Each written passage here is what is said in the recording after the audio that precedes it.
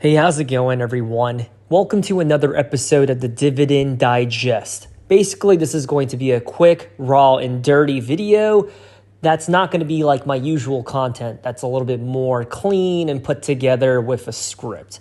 Anyways, as an investor of Keurig Dr Pepper, I was pretty excited when I stumbled upon this article on the Wall Street Journal. It says, Dr Pepper ties Pepsi as America's #2 soda. And the reason why I'm excited is because obviously, number one, the crown is given to Coca-Cola. I don't think anyone in the next decade or so is going to topple what they have established. But for the longest time, since 1985, Pepsi has been the #2 soda, right? Right behind Coca-Cola. However, if you look at the market share of Dr. Pepper, it has been steadily, slowly, and consistently growing. And now, look at what's happening to Pepsi, right? It's slowly going on a downward spiral. And as an investor of Keurig Dr Pepper, I love it. And I made an analysis video about Dr. Keurig Pepper, ticker symbol KDP. I don't know why I keep saying the full name. And I'm not exactly bullish on the company. I feel like it's a safe and an alternative investment to Coca-Cola.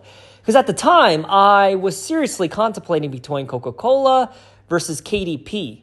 And ultimately, I decided on KDP because I feel like America has a caffeine addiction, right?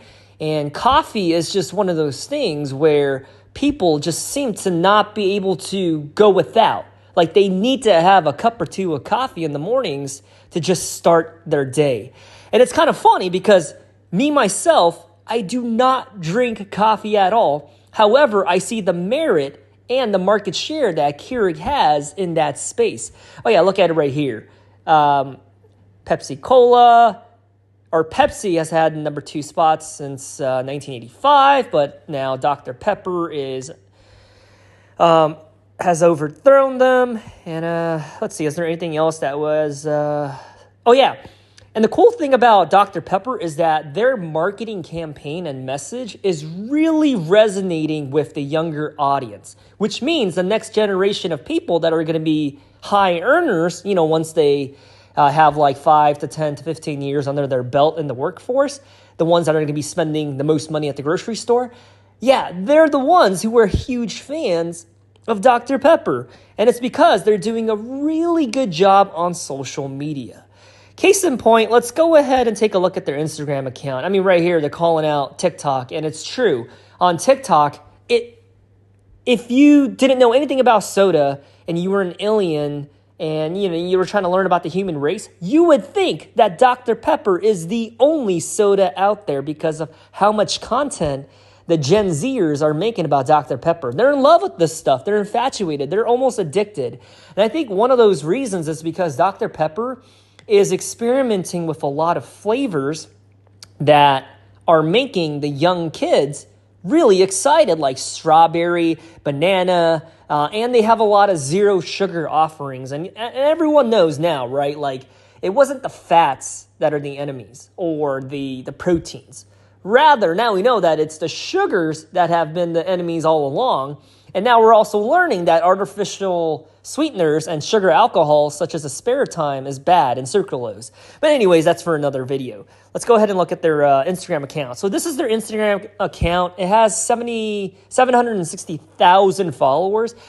And I don't really care about the overall follower count because a lot of people, myself included, I don't exactly follow like my favorite chips brand or favorite snacks brand. I don't, right? However, if they pop up on my feed and I see it and I like it, I'm going to click like, right? Or even comment. So I care more about engagement. So with that said, let's go ahead and take a look at their first post. See, when I'm in a Being Delicious competition and my opponent is Dr. Pepper, 26,000 likes for a Dr. Pepper social media account? That's wonderful. That's beautiful. My posts are lucky to see 1 or 2 likes. But to see 26,000, it's phenomenal. And if you look at the engagement, this is good. Dr. Pepper is the only thing I consume. It's like, I don't know. All I'm trying to say is, on an intangible level and analytical, I just feel like Dr. Pepper might in fact become more popular than Coca-Cola once the baby boomers are gone. That's just my unpopular hot take. Obviously, on a financial fundamentals level, Coca-Cola's balance sheet looks a little bit better than KDP, and their revenue is a lot better.